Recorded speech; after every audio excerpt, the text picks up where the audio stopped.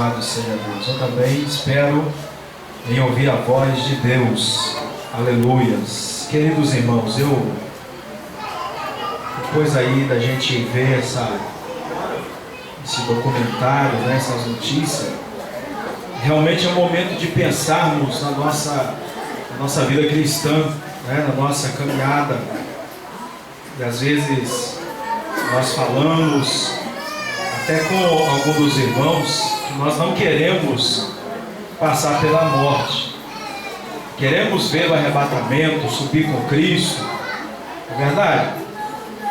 Vou fazer até uma pergunta assim que nem devia fazer, mas quem quer morrer aí, levanta a mão. Quem quer morrer? Agora, quantos querem subir no arrebatamento, levanta a mão. Agora tem que estar decidido. Verdade? Você tem que decidir se realmente você quer. E às vezes nós, é uma coisa aqui, outra ali. Mas na realidade, o que nós vemos é que Jesus, na verdade, ele está voltando. Como assim Jesus voltou para muitos irmãos, para muitas pessoas individualmente, né? Mas virá a volta do Senhor, que vai ser coletivamente, para onde a igreja do Senhor vai ir para os céus. Aleluia. Rapaz, eu estou aqui hoje, irmãos, e eu vi uma esperança. Aí cheguei aqui e pediu para mim cantar. Veja só aqui, vai ser, se eu errar, ou os irmãos me ajudem aí, né? Eu não ia cantar. A igreja pequena, pega a pasta ali. Enquanto isso, eu gostaria que você abrisse a sua Bíblia aí. Vamos ler um versículo no livro do profeta Malaquias, capítulo 3, versículo de número 5. Deixa a Bíblia aberta aí, Malaquias 4, verso de número 5. Vai ser onde nós vamos falar, né? Porque é Mateus 11, 15, né? Que é o tema mesmo. Malaquias 4, 5, pode abrir aí, né?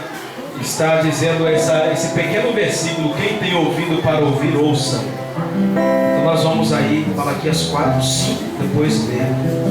Os irmãos conhecem esse hino? Igreja pequena? Quantos conhecem aí? Levanta a mão. Então estou feito hoje. Né?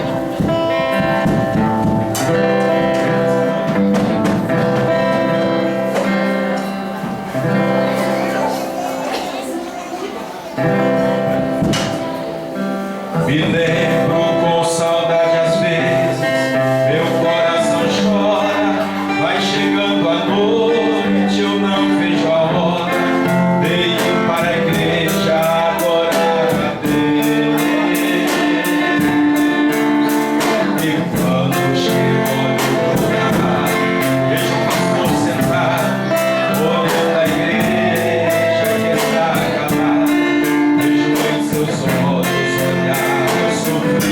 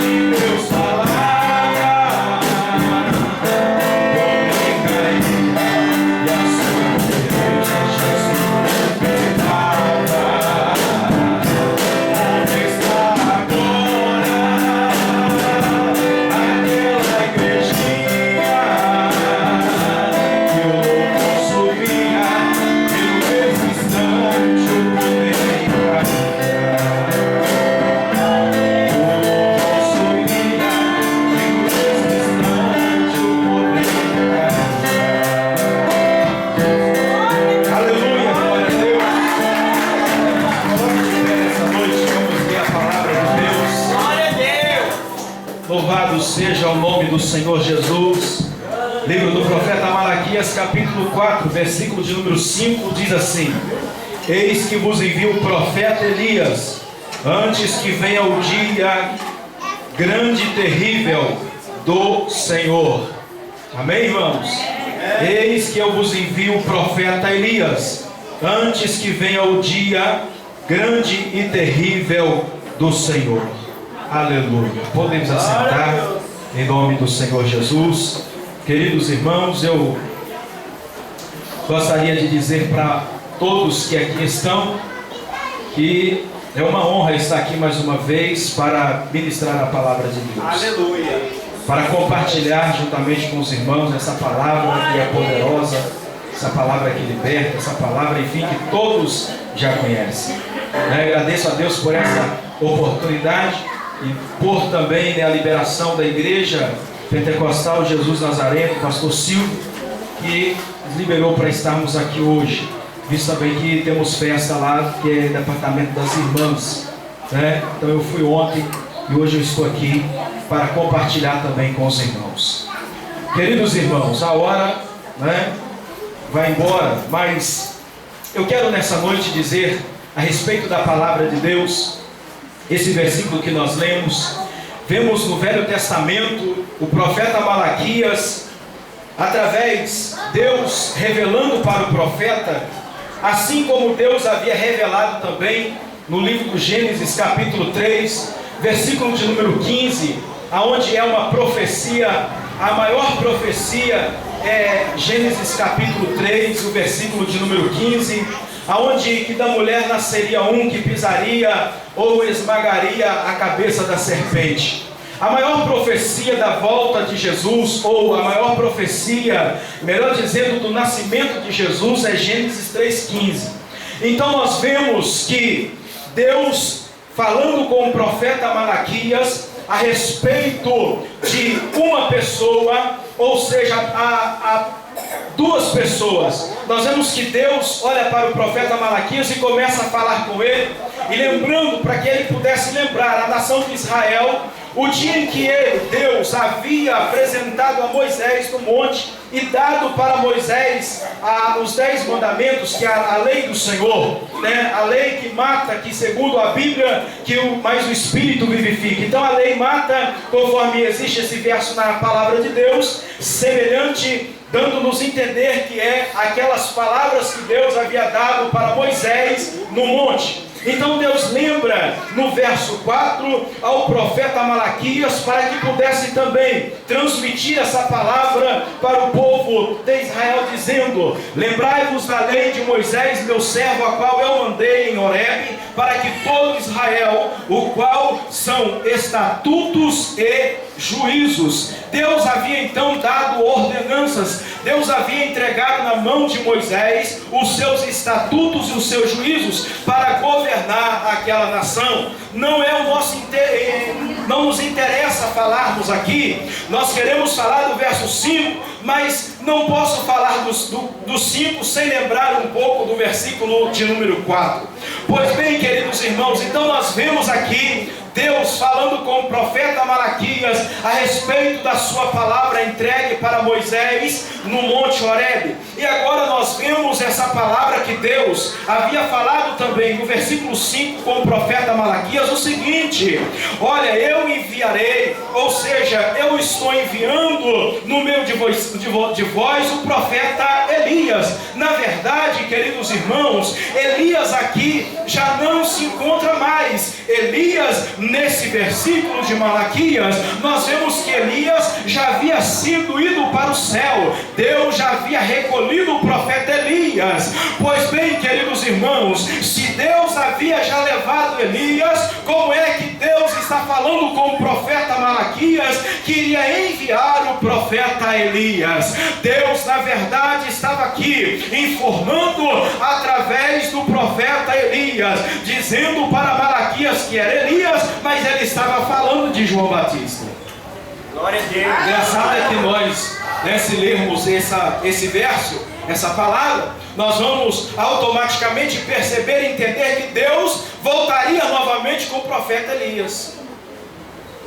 Se Elias já havia sido assunto ao céu, foi embora para o céu, e agora Deus falou assim: eu vou enviar, né? Eu envio entre vocês o profeta Elias. Mas na verdade, essa palavra está relacionada a João Batista. Capítulo 40, se não me falha a memória, verso 3 do profeta Isaías, está dizendo ali que ele é o príncipe da paz, Jesus, o Deus forte, Pai da eternidade. Quando Deus aqui está dizendo: enviarei o profeta Elias, Ele está querendo dizer que João Batista seria a pessoa apropriada, que iria vir na verdade, aleluia, como ele disse, Elias, no poder, na unção que teve o ministério do profeta Elias. Pois bem, João Batista veio como um precursor da palavra de Deus. João Batista veio, aleluia, preparar o caminho do Senhor. João Batista veio anunciando a palavra de Deus. A Bíblia diz que as vestes de João Batista não eram vestes bonitas, não eram vestes reais. Se vocês lerem Mateus capítulo 11, vocês vão perceber Jesus perguntando: o que vocês foram ver no deserto? Uma cana agitada pelo vento? Vocês foram no deserto fazer o quê? Ver homem vestido de uma vestimenta de linho fino? De forma nenhuma, porque se vocês quisessem ver homens bem vestidos, vocês deviam ir para o palácio, mas vocês foram para o deserto. Vocês foram para o deserto para ver João Batista, que não vestia com roupas reais, que a sua alimentação era de mel silvestre. Vocês foram ver quem? Um profeta, um dos maiores profetas, que foi João Batista. Vocês foram ver eles, mas eu digo que João Batista, ele veio para preparar o caminho para mim, que sou eu, Jesus Cristo. Isso é Jesus dizendo para os discípulos. João Batista veio no poder e na unção de Elias, demonstrando no poder e na autoridade que teve o ministério do profeta Elias. Interessante, queridos irmãos, que a partir do versículo 7 do capítulo 11 de Mateus, quando João Batista diz para os seus companheiros: olha, vai lá, pergunta a Jesus se ele mesmo é o Messias que nós esperávamos, ou nós estamos ainda, ou devemos esperar o outro. Faça essa pergunta para Jesus. Pois bem, queridos irmãos, saíram então os discípulos de João e se aproximaram de Jesus e perguntaram: olha, Jesus, João mandou perguntar-nos se você é o Cristo ou estamos esperando outro. Glória a Deus. Às vezes nós lemos esse versículo e há uma confusão muito grande, porque pensamos que João Batista havia duvidado do ministério de Jesus. Não é verdade? Quando João Batista disse: vai lá e pergunta para ele se realmente ele é o Messias ou estamos esperando outro, pensamos: João Batista está duvidando de Jesus. O homem que preparou o caminho, o homem que foi para o deserto pregar a palavra, o homem que todo Israel, toda Jerusalém ia no deserto ouvir o seu sermão, ia no deserto ouvir a voz de Deus. E agora ele fala: vai lá e pergunta para ele se realmente é ele ou se vai vir outro. Pensamos que João Batista havia duvidado do ministério de Jesus. E até alguns estudiosos da Bíblia, eles acreditam que João havia então ficado em dúvida do ministério de Cristo, do ministério de Jesus. Muitos acreditam que João não estava naquele momento acreditando que Jesus era o Cristo. São apenas irmãos estudiosos que falam isso. Mas eu creio, lendo 11 de Mateus, do verso 7 ao verso 15, João Batista, esse maior dos profetas, ele disse certa feita uma palavra: convém que eu diminua e que ele cresça. Convém que eu diminua para que ele cresça. Porque, irmãos, nesse auge que estava João Batista, Jesus ainda não havia começado o seu ministério.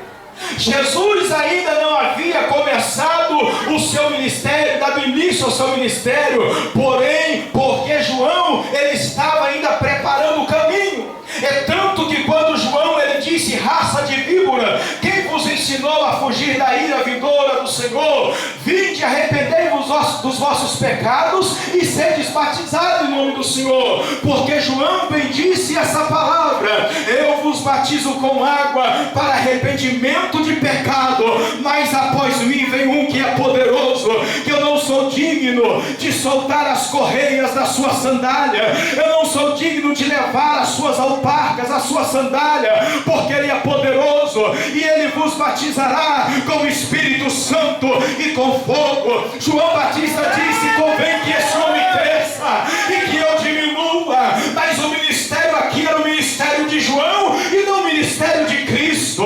Aleluia. Mas agora nós vemos uma troca de valor. Preste bastante atenção, que quando Jesus começa a falar essa palavra para os discípulos: quem é que vocês foram ver no deserto? Sabe por quê? João Batista não estava mais pregando o Evangelho, João Batista não estava mais anunciando a palavra de Deus, mas João Batista estava preso por ordem de Herodes, no qual ele no deserto estava pregando a palavra de Deus. E quando passou Herodes, João Batista disse: você é o infamador da lei, você está errado, você está com a mulher que não é sua, você está com a mulher do seu irmão. E esse Herodes mandou prender João Batista. A história é conhecida dos irmãos, e eu não quero ficar aqui perdendo muito do nosso tempo falando dessa história, porque eu acredito que os irmãos saibam disso. Então João falou assim: olha, você está com uma mulher que é do seu irmão, ela não pertence a você. Pela vergonha, irmãos, pelo homem querer esconder o seu pecado, ele mandou prender João Batista, ele mandou colocar João Batista no cárcere. Assim nós temos a história desse grande homem de Deus chamado João Batista. João então estava preso e Jesus estava curando, Jesus estava libertando. Se você quiser, Mateus 11, 7 ao 15, você vai encontrar lá. E Jesus falou com os discípulos de João: faz o seguinte, vai lá e fala com João, aleluia, leva uma mensagem para João. Mas antes de eu falar uma mensagem, eu quero que você, aleluia, seja uma testemunha viva, uma testemunha ocular. Olha aqui: os surdos ouvem, os cegos veem, os paralíticos andam, os mortos se levantam. Vocês estão vendo? Sim, Senhor. Então vai lá e fala com João Batista o que vocês viram. Jesus aqui não estava menosprezando João Batista, Jesus estava colocando então e enaltecendo o homem, porque se não fosse assim, a Bíblia não seria verdade, que todo aquele que se humilha, Deus o exaltará. João Batista humilhou, dizendo: convém que ele cresça, convém que o seu ministério cresça e que o meu diminua. E Jesus estava dizendo aqui: olha, vai lá e fala com João que é chegado a hora, é chegado o dia, é chegado o momento, e vocês estão presenciando tudo que eu estou fazendo. Aonde nós queremos chegar, irmãos, em rápidas palavras, que a partir daí então começou o ministério de Jesus, começou então o ministério de Jesus, começou Jesus a dar, irmãos, início ao seu ministério. Eu poderia chegar aqui e começar falando: Jesus vem, mas não foi. Eu prefiro trazer a nossa memória para que possamos entender a história, como tudo aconteceu. Quem está entendendo, diga amém. Amém. Jesus começou então o seu ministério. João Batista preso, ele começou a curar, libertar, anunciar. E começou porque o caminho já estava preparado. O caminho já estava preparado. Para vocês chegar aqui hoje, eu não sei, com certeza os mais velhos vão saber disso, mas os mais novos com certeza não. Apesar de que também não sou tão velho assim, né? Se eu for tão velho, vocês estão chamando o pastor de vocês velho também. Mas olha só, João Batista preparou o caminho para Jesus iniciar o seu ministério. Para vocês chegarem aqui hoje, para vocês estar aqui hoje dentro desse templo, alguém preparou essa estrada, a rua. Vocês sabiam disso? Lógico, né? Quando eu morava mais à frente, na casa dos meus pais, já brinquei muito de carrinho aqui. Antes de construir as casas aí, já brinquei muito na terra. Para baixo, onde temos um morro aqui, irmãos, a enxurrada batia ali, dava aqueles buracão, E tempo de criança, a única coisa que eu ganhava era uma bicicletinha, mas não é para andar não, é pequenininha, bicicleta só depois de adulto. E ficava brincando. Isso daqui, irmãos, era cheio de bambuzal. Só tinha uma casinha escondida ali, mas era bambuzal. Era um trilho que passávamos, tanto para lá como descendo. Alguém preparou o caminho. Alguém, irmãos, expandiu e hoje temos rua e temos essa igreja para dar glória a Deus. Dá glória a Deus, dando glória para o Senhor, porque alguém preparou isso. João Batista também preparou todo o caminho para Jesus. E Jesus chegou e já encontrou o caminho preparado e só foi então começar a dar glória a Deus, dar início ao seu ministério, dar início à sua caminhada.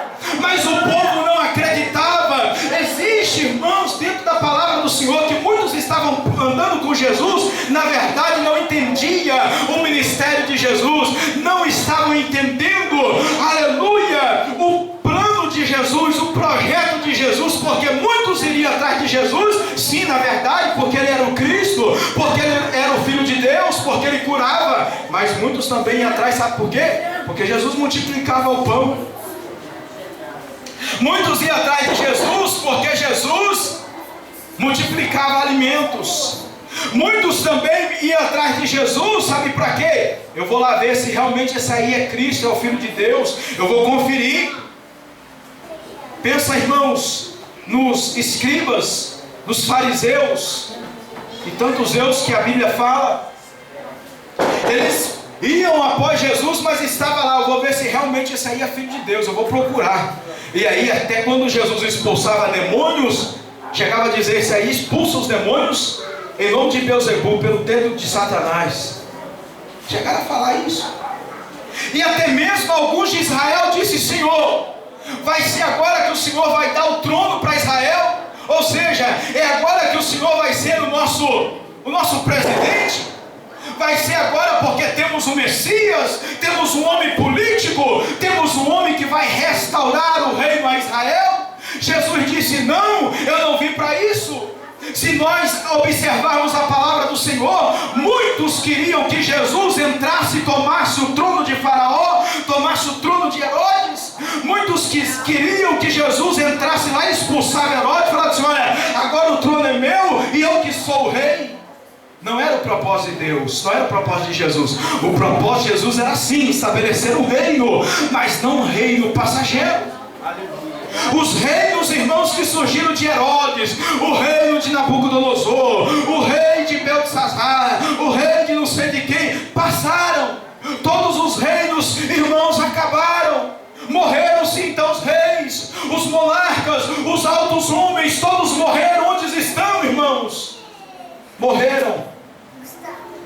Mas assim Isaías 9 diz, versículo 6, o principado está sobre os seus ombros. Que nós entendemos com isso que Jesus implantou o reino, que Jesus implantou o reino que não acabará.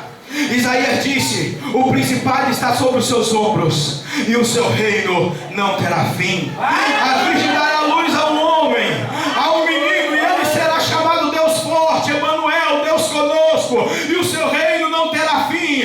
O reino de Jesus não terá o fim como teve o fim do reinado de Nabucodonosor ou de Herodes, porque a Bíblia disse que tudo vai passar. Pode passar nação, pode passar gerações, mas a minha palavra não vai passar. Então glória para o Senhor, porque tudo acaba, menos o reino eterno. O reino é de Cristo, o reino é do Senhor. Quando vai terminar a terra, vai dar início na glória, porque a esperança da igreja é o céu. A sua esperança como igreja do Senhor é chegar na glória, é chegar no céu. Então o reino de Jesus não terá fim. Diferentemente dos reinos que muitos disseram assim, olha, esse reino é o maior que tem. Quem gosta de história vai ver Juliano, vai ver Tertuliano, vai ver tantos outros homens. Homens que foram capazes até mesmo de fazer coisas horríveis, como Nero, né? Como o que mandou João do Apocalipse, do Evangelho, para a ilha de Patmos, Domiciano. Mas, irmãos, não tiveram continuidade. Mas aqui no reino estabelecido por Jesus, ele disse: Pedro, na verdade, eu te digo que tu és Pedro, e sobre essa pedra edificarei a minha igreja, e a porta do inferno não prevalecerão contra ela. Glória a Deus. Aí, irmãos, nós entendemos que Jesus estava dizendo: realmente você é Pedro, um fragmento de pedra, uma pedra, irmãos, bem pequena, né? Bem pequenininha. Se você vê uma pedreira, a pessoa vai lá, os homens vai, cava lá, quebra a pedra e vem pedra grande. Aí chega hoje, nós compramos pedra brita, né? Nós compramos pedra marroada para os construtores, na verdade, pedra 1, pedra 2, pedra 0, pedrinha pequenininha. Jesus pegou Pedro, irmãos, e colocou ele no mínimo das pedras, fragmento de pedra, o pozinho de terra, o pozinho de pedra, melhor dizendo. Jesus disse: você, Pedro, é um fragmento de pedra, mas sobre mim, que sou a pedra real e viva, eu estabelecerei a minha igreja, e a porta do inferno não prevalecerá contra ela. Jesus estava dizendo: você não pode, você é um fragmento de pedra, mas eu sou a rocha firme, mas eu sou a rocha inabalável. E Jesus implantou o seu reino. Jesus, irmãos, implantou o seu reino aqui, mas ele teve o seu precursor, que foi João Batista. Após Jesus implantar o seu reino, que durou de 30 anos a 33 anos de idade, após esse tempo de Jesus pregando, anunciando a palavra, Jesus começou a chamar homens falhos, homens, irmãos, que não tinha nada, homens, por sua vez, que tinha também tudo. Porque nós não podemos chegar aqui e dizer assim: olha, Deus não quer pessoas que sabem muito. Se não fosse assim, Paulo não herdaria o céu. Jesus, na verdade, chamou Pedro. Quem era Pedro? Pescador, né? Pescador, trabalhava a noite toda, até na maravilha da noite, quando Jesus faz aquele milagre tão grande. Trabalhou a noite toda e fala: Senhor, trabalhei a noite toda, mas nós não pegamos nada. Jesus chegou lá, irmãos, né, no meio do barco. Jesus estava lá e Jesus falou assim: vocês trabalharam a noite toda, mas faz o seguinte, lança a sua rede de novo. Pedro falou assim: você está brincando? Verdade? Na Bíblia não, está escrito que você está brincando não, né? Entenda bem. Mas Pedro, por sua vez, olhou para Jesus e falou assim: só pode estar brincando. Trabalhamos a noite toda, nós somos pescadores por profissão, e agora o Senhor está falando para jogar a rede de novo? Aí, irmãos, a ficha de Pedro caiu e falou assim: mas sobre a tua palavra nós vamos lançar a rede. Ah, irmãos, se eu estivesse lá, Pedro, você tem certeza? Eu vou mentir para os irmãos, não. Alguém poderia falar assim: Pedro, mas você tem certeza, Pedro? Pedro falou assim: não, sobre a palavra desse homem eu vou lançar a rede. Então lançou a rede e veio aquela multidão de peixe. E ele começou a dar sinal para outro barco: vem ajudar, porque olha, tem peixe para a riveria, para dar e vender. Jesus chamou Pedro, mas nós também não devemos esquecer que Mateus, o seu nome era também Levi, ele estava escrevendo. Então ele não era bobo, então ele não era pescador. Ele era um homem letrado, ele estava na escrivania escrevendo, e quando Jesus passa por ele, e Jesus disse assim: vem e me segue. A Bíblia diz que Levi, que é Mateus, deixou o que estava escrevendo e foi seguir Jesus. Pois bem, está implantado o reino de Cristo, está então o reino do Senhor, chamando homens falhos, homens que sabiam ler, homens também que não sabiam ler, porque Apocalipse capítulo 1 está escrito: bem-aventurados que leem e os que ouvem a profecia desta palavra. Sabe por quê? Porque existia naquele tempo muitos irmãos que sabiam ler, mas também existiam pessoas que não sabiam ler. Então bem-aventurado você que lê e você que ouve. Estão entendendo? Digam amém. Amém.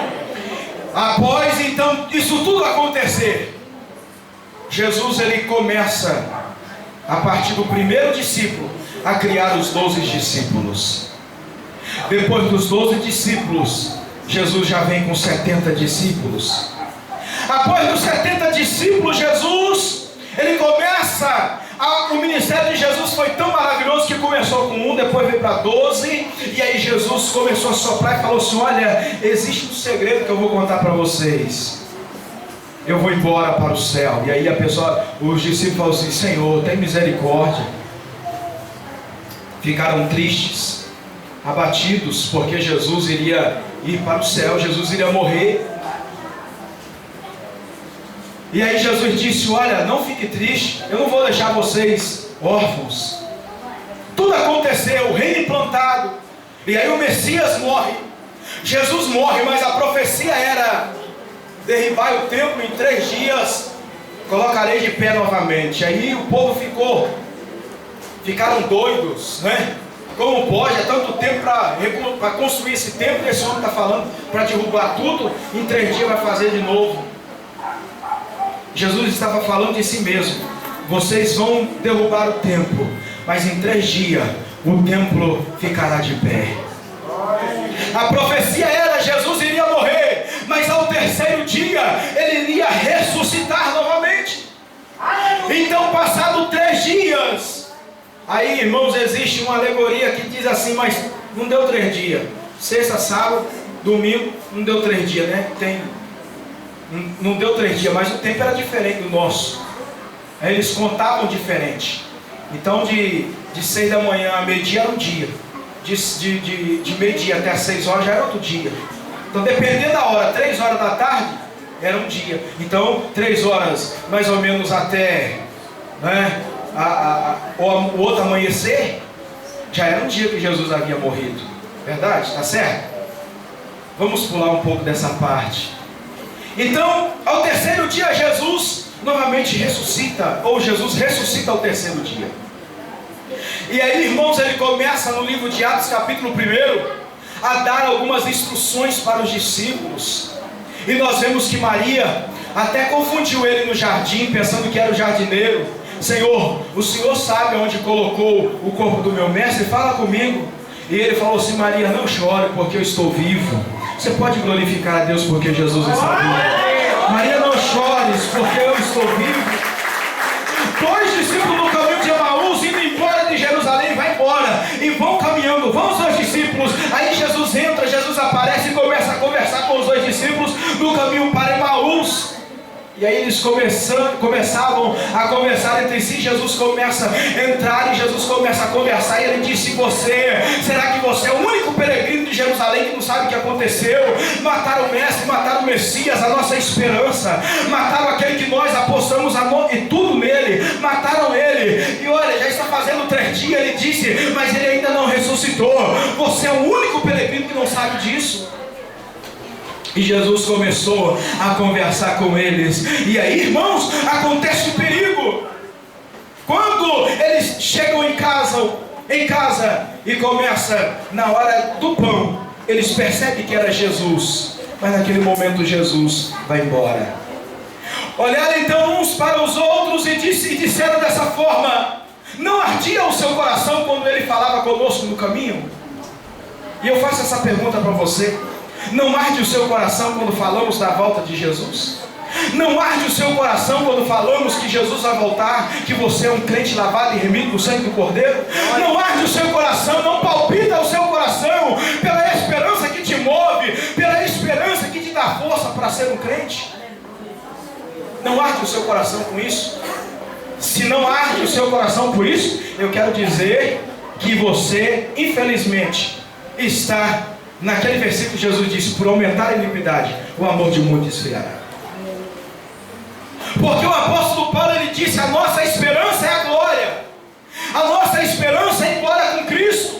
Porque, irmão, se não fosse a esperança de morar no céu, talvez eu estaria aqui pregando a palavra de Deus. Se não fosse a esperança de vocês hoje estar aqui sentado, adorando e glorificando a Deus, se não for pela esperança, irmãos, a esperança de ir para o céu, vocês poderiam estar em casa, ou quem sabe em outro lugar. Porque você está aqui hoje, crente, é porque você acredita que Jesus vai voltar e que você vai para o céu. A esperança do crente é essa: eu creio que Jesus vai voltar. A minha esperança é essa. Não abre o seu coração hoje, aleluia, feche os seus olhos e comece a perguntar para você: o meu coração não está ardendo em ouvir a voz do Senhor dizendo: preparem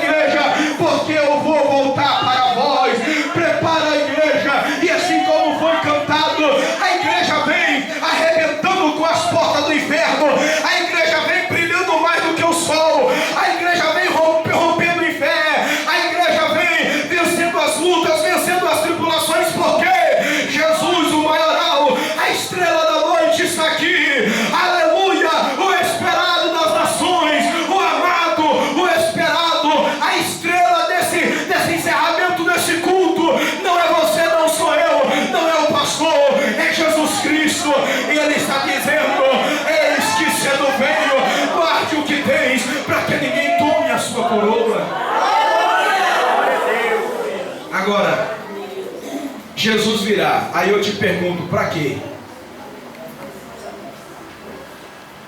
Jesus virá. Não da forma em que veio a primeira vez. Não da forma nascido de mulher.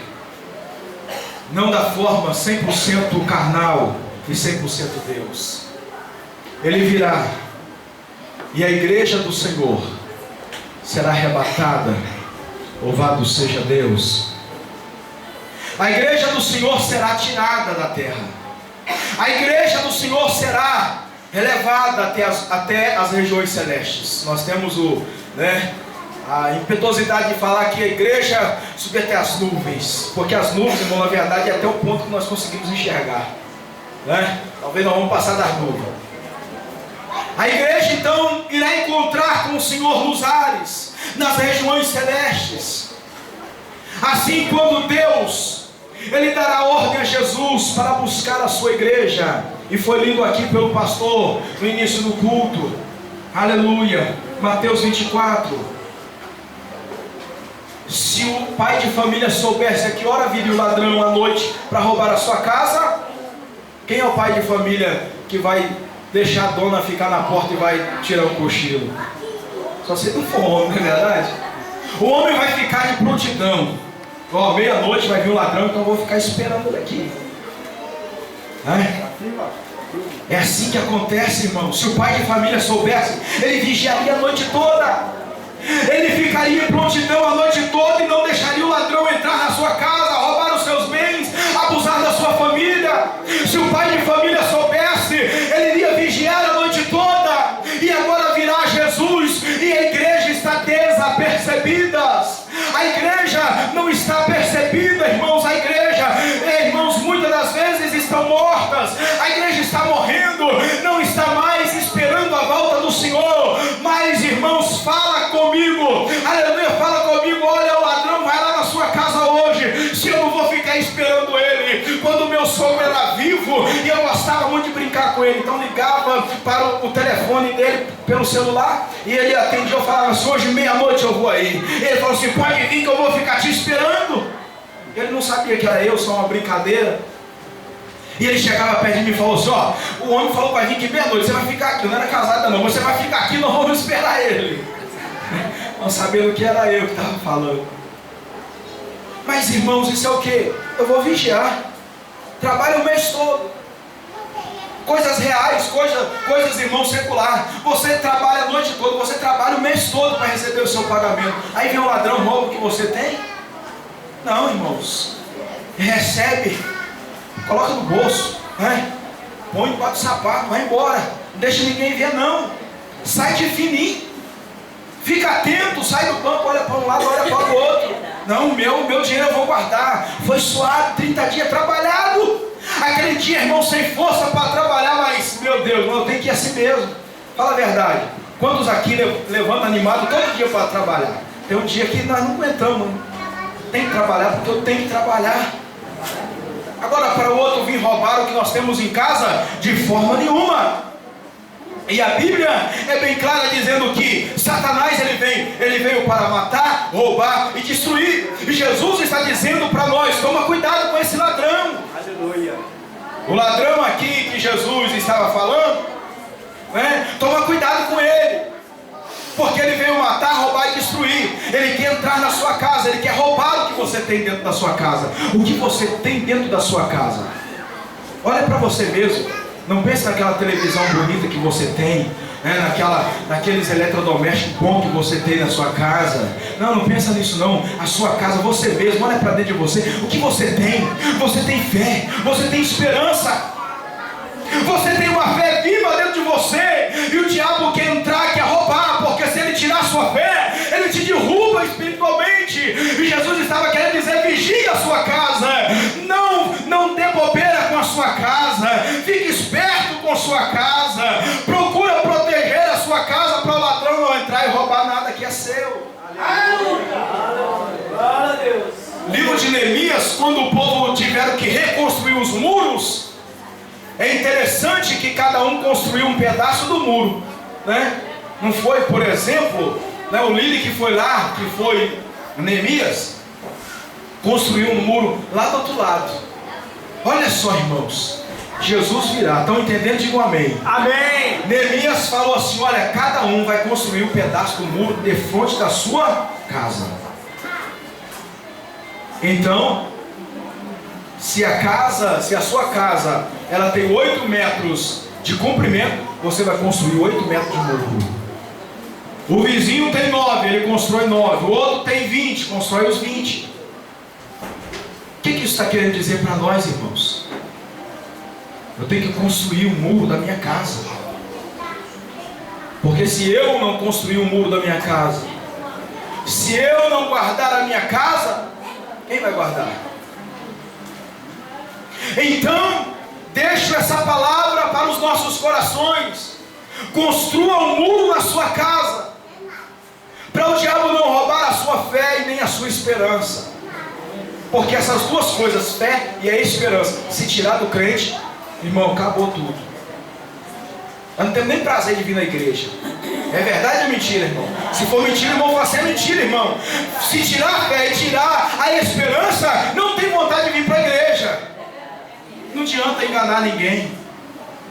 Mas uma coisa é certa: a minha fé é viva, a sua fé é viva, a nossa esperança é viva. Sabe por quê? A nossa esperança não ficou no sepulcro, a nossa fé não ficou agarrada no sepulcro, o corpo de Jesus não ficou na terra, não foi consumido pelos micróbios, mas ele foi erguido ao terceiro dia intacto, e todos está escrito lá para todo mundo ver. Aleluia! Aqui estava o corpo desse homem, mas aqui não está o corpo desse homem. Quando vamos ao cemitério, olhamos lá dizendo aqui jazia fulano de tal, é o resto mortal do fulano de tal, e se você procurar, você vai encontrar os ossos daquela pessoa, você vai encontrar o cabelo daquela pessoa. Mas se você tiver a oportunidade de ver a tumba de Jesus, o túmulo de Jesus, você não vai encontrar osso, você não vai encontrar cabelo, porque ele ressuscitou, e ele está dizendo: eu te dou força, eu te dou fé, eu te dou esperança para você me aguardar. Oh, queridos irmãos, virá a festa do Natal e todos esperam um parente em casa, todos esperam viajar. E esperar é ficar pronto, aguardando. Verdade ou mentira? Vamos pintar a casa, vamos ajeitar a casa, vamos pagar as contas antes de dezembro, porque dezembro é festa. Vamos esperar o amigo, o irmão próximo, aquele irmão que viajou. É coisas reais. Vamos melhorar a casa, o esposo para a esposa, vamos melhorar, porque vem Natal aí, vamos chamar os irmãos aqui em casa, vamos pagar as contas para ter condição de fazer um churrasquinho no Natal. Aí, irmãos, quando tem carro é uma beleza. Aí a pessoa liga e fala assim: olha, vou chegar por volta de 1h da tarde. Aí a casa já está arrumadinha, verdade? Ninguém quer passar a vassoura 1h da tarde, porque 1h da tarde a visita vai chegar. Aí fica tudo prontinho, aí toma um banho e fica lá na porta, né? Ansioso para ver. 10 anos que não vê a pessoa. Fica doido para a pessoa chegar. Quando chega, aquele abraço, aquela festa. Quando vai embora, chora de saudade. Eu fui em Alagoas na casa da minha avó, quando eu cheguei foi festa doidada, mas quando eu vim embora, uma choradeira. Irmãos, uma semana antes de vir embora, como meus tios, meus primos começaram, minha avó começaram a chorar. Ah, meu amor, vai embora. Ah, vai embora. Mas foi festa quando chegou. Agora, eu quero dizer para você, aleluia, arruma a sua casa direitinho, preste atenção aqui, arruma a sua casa, prepara a sua casa, virá Jesus, maior do que o seu irmão, maior do que João Batista, maior do que Moisés, maior do que Elias, maior do que Eliseu, maior do que o presidente da república, que não é mais presidente, é mulher, maior do que todos os outros homens, virá Jesus. Se nós preparamos a nossa casa, adornamos a nossa casa para proporcionar um conforto para uma pessoa mortal como eu e você, eu não vou preparar minha casa para Jesus o eterno, o poderoso, que disse assim: olha, quem crê em mim, ainda que esteja morto, viverá. Não, irmão, aleluia, cuida da sua casa terrena, mas cuida do seu corpo, porque é templo do Espírito Santo. Cuida de você, porque Jesus virá e vai te levar para o céu. Você vai entrar na cidade santa, aleluia, e não pela janela, você vai entrar pela porta. porta. Então Jesus virá para quê? Para buscar o seu povo. O verso 6 diz assim: enviarei então o profeta Elias, que era João Batista, e ele converterá o coração dos pais aos filhos e o coração dos filhos aos pais, e fará uma maravilha. Louvado seja o nome do Senhor. Então Jesus, ele vai voltar novamente. Se você estiver preparado, você subirá com ele. Há alguns meses eu tive uma visão. Preste atenção, irmãos, que às vezes Deus fala conosco, e às vezes nós não percebemos na hora. Um dia eu estava deitado, e lógico que a nossa cidade não tem aeroporto, né?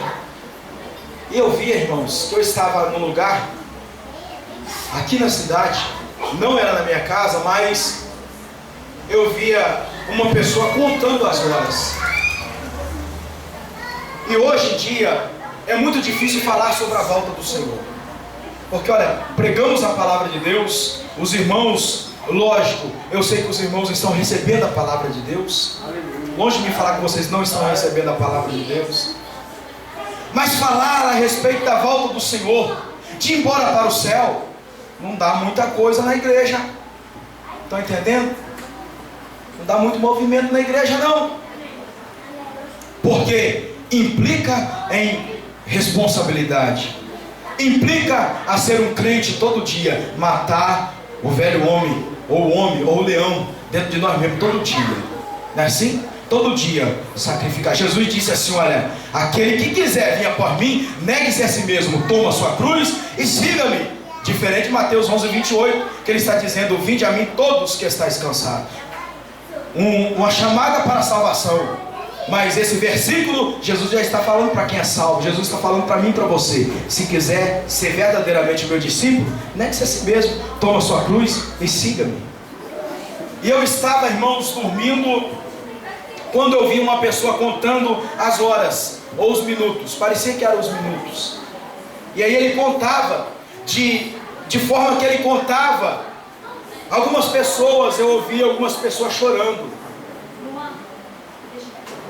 E ele ia contando, eu ouvia no fundo algumas pessoas chorando, outras pessoas em silêncio.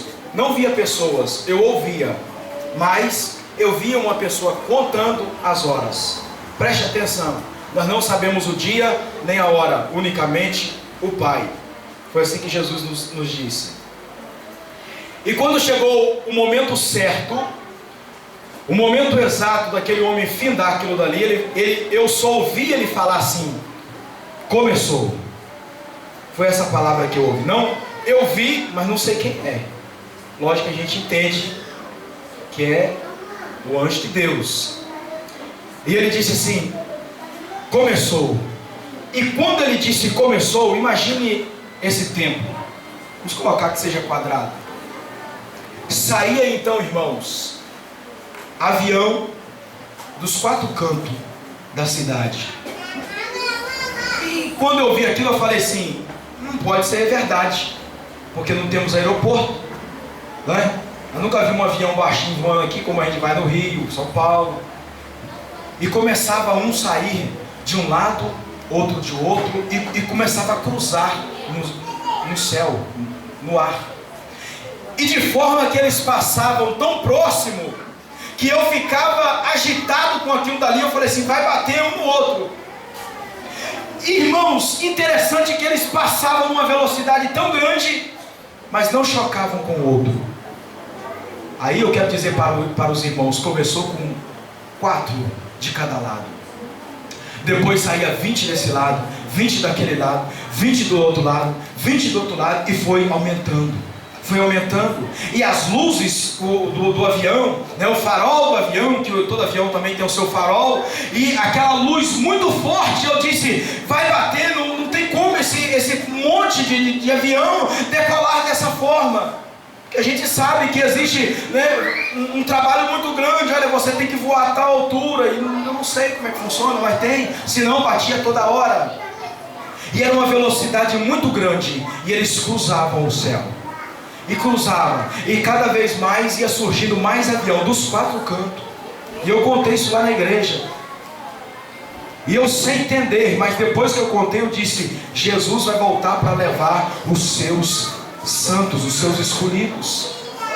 Queridos irmãos, a volta de Jesus, ela é tão real, é tão notória como também a nossa vida. Porém, falar dessas coisas é impossível. Sabe por quê? É só para quem crê, é só para aqueles que realmente acreditam que Jesus vai voltar. Jesus vai voltar, irmãos, é tão real isso, é tão real e verdadeiro, porque assim como Ele ressuscitou, Ele disse: se você que participa do meu corpo e do meu sangue, você também no último dia vai ressuscitar, se você morrer. Se você não morrer, o céu te aguarda no arrebatamento da igreja. Aleluia. E vamos subir, irmãos, não sei a hora, não sei o dia, pode ser hoje o último culto, como foi cantado, o último louvor, a última pregação, o último dia de estarmos ouvindo a voz do Senhor, a palavra de Deus. Pode ser hoje o último culto, pode ser, mas a verdade é o seguinte: se for hoje, vamos embora glorificando e adorando e bendizendo o nome do Senhor. Paulo disse para Timóteo, aprenda uma coisa, Timóteo, aleluia, o soldado, ele não é coroado se não lutar legitimamente. Entenda uma coisa, Timóteo, ninguém que foi alistado para a guerra se embaraça com negócios dessa vida. Quer um conselho prático e bíblico? Não embaraça com esse mundo, deixa esse mundo de lado, vive na contramão do mundo para subir para o céu. Tem muito dizendo: eu vou para o céu, eu vou embora com Jesus, mas o mundo está morando dentro de si. Mas Jesus quer um povo lavado, remido no seu sangue, um povo que nega a si mesmo, um povo que nega o mundo, nega o pecado, nega a voz satânica dizendo: sai da igreja, para de orar, para de buscar, isso não vai dar em nada. Não ter ouvido, mas ter ouvido a voz do Senhor dizendo: eu preparei o céu desde a fundação do mundo. João 14, versículo 1. Não turbe o seu coração, aleluia, crede em Deus e crede também em mim, porque na casa do meu Pai há muitas moradas, e eu vou preparar, e quando tudo estiver preparado, voltarei novamente e levarei vós para mim mesmo, para que onde eu estou, estejais vós também. Glória a Deus. Você como eu, acredita nessa palavra? Diga amém. Amém. Então você é o meu companheiro. Estamos naquela milícia, somos os malucos da terra. Crente assim. Aí a pessoa fala assim: me chamam de doido. Pode chamar de doido mesmo, porque a minha esperança é essa, é ir para o céu. Ainda criança, ia para a igreja, ouvia a pregação, sabe, no outro dia, meus colegas tudo brincavam aqui jogando bola. Eu brincava também, mas a maior parte estava ali na esquina ali, sabe como? Uma caixa de papelão, um pedaço de pau e um pedaço, ia na padaria, no barzinho. Hoje a gente não vê muito, era o barbante. Aí comprava um pão, ele enrolava, passava o barbante e entregava. Pegava o barbante, fazia o fio do microfone, botava uma caixa lá de papelão, um pedaço de pau na mão e repetia tudo que o pastor falou. Pra que isso, irmão? Pra chegar agora e perder minha salvação? Do jeito nenhum. Se o diabo quiser, ele vai queimar sozinho no fogo do inferno, porque eu vou para o céu. Você crê? Então você vai para o céu. Aplaude o Senhor nessa noite, porque se você está aqui, com certeza você não está perdendo o seu tempo, você está ganhando o seu tempo. E Jesus tem uma morada para você, Jesus tem uma mansão preparada para você. A casa que você tem aqui hoje na terra, ela não é compatível com aquilo que Jesus tem preparado, porque a Bíblia diz: aquilo que o ouvido não ouviu, nem chegou ao coração do homem, são as coisas que Deus tem preparado para aqueles que o amam. E você é amado de Deus. Levante a sua mão. Você é amado de Deus, e Deus tem uma morada preparada para você. Você não vai precisar nem daquele porcelanato na sua casa, é tudo ouro. Nós não vamos precisar. Até eu vou perder minha profissão de elétrico, eu vou perder, porque no céu a Bíblia diz: o grande Deus, aleluia, a sua luz iluminará a cidade, não tem noite, sua presença de Deus clareará, aleluia, e será dia eternamente como isso, sua claridade do grande Deus. Os pedreiros não vão assentar mais porcelanato, já está com ouro fino, já está com pedras preciosas. A rua que você vai pisar, aleluia, não corre o risco de você pisar no buraco, porque está tudo preparado, como o profeta Abacuque disse que ele fará porque elas correm em terrenos, irmãos, aleluia, desnivelados, e não afeta a sua coluna.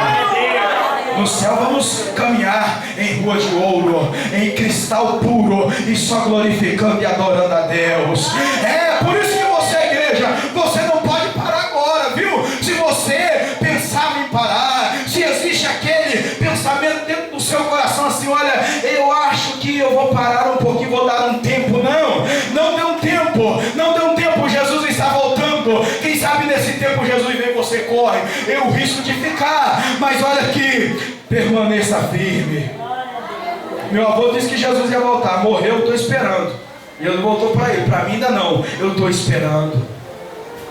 Firme, constante. Vem luta, vem. Estou falando que ninguém passa luta e provação, não passa. Até Jesus voltar, vamos passar, né, bastante luta. Mas vamos cada dia, não é correndo também, porque tem crente que é assim, irmão. Jesus vai voltar, ele coloca paletó, coloca gravata, e ele não fala mais nada. Jesus vem, Jesus voltará, e não quer nem trabalhar. Existia um tempo que na Bíblia o povo estava desse jeito. Paulo foi preciso corrigir e falou: vocês estão achando o quê, rapaz?